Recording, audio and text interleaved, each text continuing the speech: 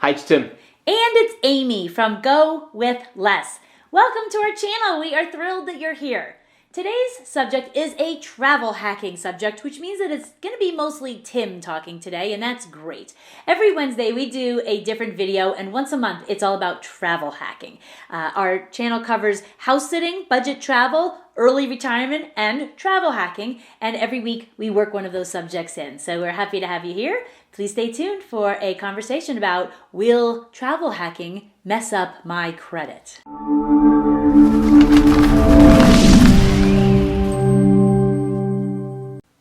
Today's conversation is going to be focused on U.S. credit scores and U.S. credit cards and how applying for credit cards is going to impact your U.S.-based credit score. And so I know from some recent conversations I've had that it varies greatly around the world. So the guidance that we're going to be giving here is going to be very specific to a U.S. audience.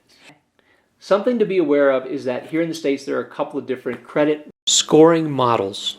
The most prominent one is FICO. The second one is VantageScore. And so I'm going to be focused on how your FICO score is made up. They roughly use the same metrics. However, I'm specifically talking about the FICO score today. Short answer to the question, will credit card hacking ruin my credit score, is maybe it will. So if you don't do it the right way, it certainly has the potential to ruin your credit score.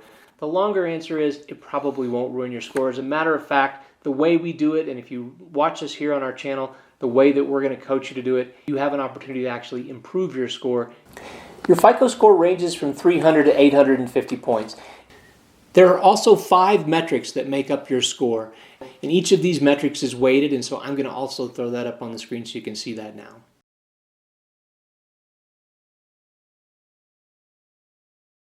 The first thing we're going to talk about is payment history. This is the most critical thing when it comes to the makeup of your credit score. It accounts for roughly 35% of your score, and it is far and away the most important thing to pay attention to. And this is basically a metric that says, are you paying your bills, and are you paying them in a timely manner? That's something you certainly want to do. If you pay attention to our channel at all, we're going to suggest that you pay your bills off in full every month. You never leave any debt on a credit card. We wouldn't recommend travel hacking for anyone who doesn't pay their credit card bills in full every month, but in addition to paying them in full, pay them on time. Amounts owed account for 30% of your overall credit score. This metric is about the utilization of the credit that you have extended to you. And what I mean by that, let's say you have $10,000 worth of credit. If you're using $2,000 of that credit, you have 20% utilization. If you're using $5,000, you have 50% utilization. And so the more credit that you have extended to you, the easier it is to keep this metric on the lower side.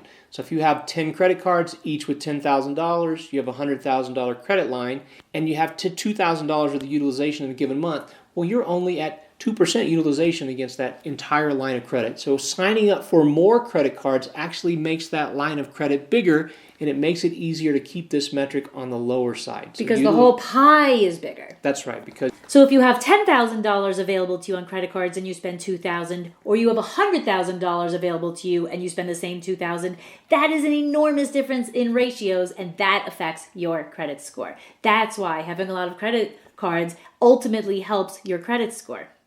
The length of your credit history accounts for roughly 15% of your FICO score. So one trick that we have here is you want to keep cards around, no annual fee cards specifically, for an extended amount of time. I.e. forever. Forever. So I know that a lot of people growing up, it's like if you're not using a card, you want to cut it up. That advice is not good advice if you're into improving your credit score, because cards that have a long history are going to improve this metric. And so keeping cards open for a long time improve this metric. No annual fee cards are a great way to keep that metric growing. Now, sometimes you may pay an annual fee on a credit card, and it might not make sense to renew that. We get that. We look at every single one of our credit cards at renewal time and decide, do we want to keep this or do we want to cancel this, which makes sense. Now, we don't just cancel it outright. So say we don't want to pay the annual fee and we've made the decision to stop with that card. We will call the credit card company and ask if we can be moved into a no annual fee card or have that fee waived for the year. And it's pretty often that in fact happens. So we try not to cancel a card unless we do not have another choice, because we aren't going to be paying an annual fee unless that makes sense. New credit accounts for 10% of your FICO score. So what that means is that when you sign up for a new credit card, or you get any sort of new loan, a car loan, a home loan, etc., that's going to have an impact on your score.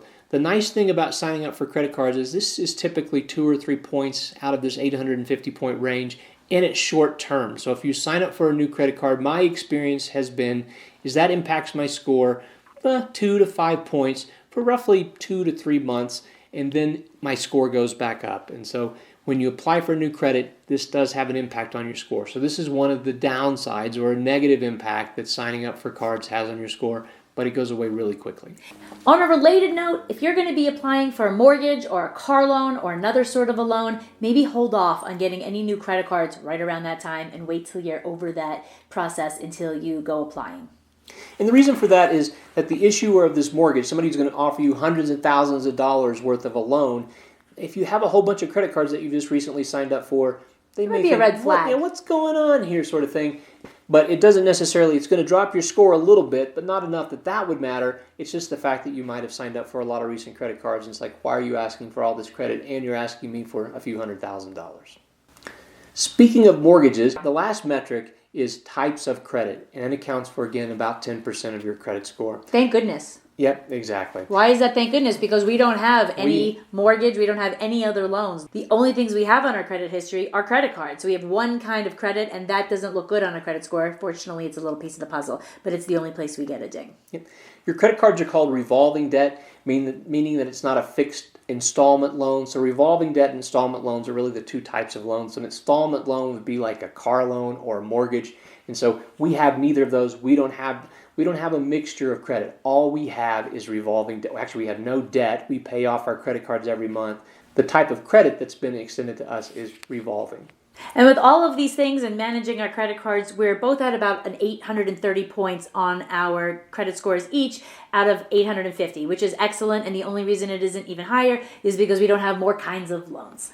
We know this isn't the most exciting topic, so we thank you very much for sticking with us today and talking about credit scores. This is something that we get asked so often, we felt like it just made sense to add this to our repertoire of travel hacking videos up front. Here's the thing. It's not only that we're asked often, we're told by other people all the time that doing this will wreck our credit scores. We've been doing it for years. We are here to tell you in the flesh, it has not wrecked our credit scores. We have close to perfect credit. That is because we are extended quite a few credit cards and we don't use them to the maximum amount, number one. Number two, we pay our bills on time. And number three, we try really hard never to cancel those accounts. So those three things have allowed us to have really great credit scores. And we do sign up for a lot of credit cards and we get the rewards of a lot of free travel and hotels and airfare and things like that. So there's our topic for the week, travel hacking. Next week, it's vacationing. So we went on a vacation and we are doing a vacation video. If you like the video today, please give it a thumbs up. To subscribe, please click where Tim is pointing. We are trying to hit 1,000 subscribers by the end of the year, and we are getting close, but we still have a ways to go, and we need help, and we appreciate your help. If you have any comments to leave down below, we love engaging with our viewers. So pop down comments, suggestions, advice, whatever. We love to interact. Please do that below. And if you can share this with anybody. Has anyone told you that travel hacking is going to ruin your credit? If you do travel hacking, of course they have, because everyone tells us this all the time. Share this video with them. We are here to tell you it ain't so. Thanks for watching, and we'll see you on Wednesday. Bye.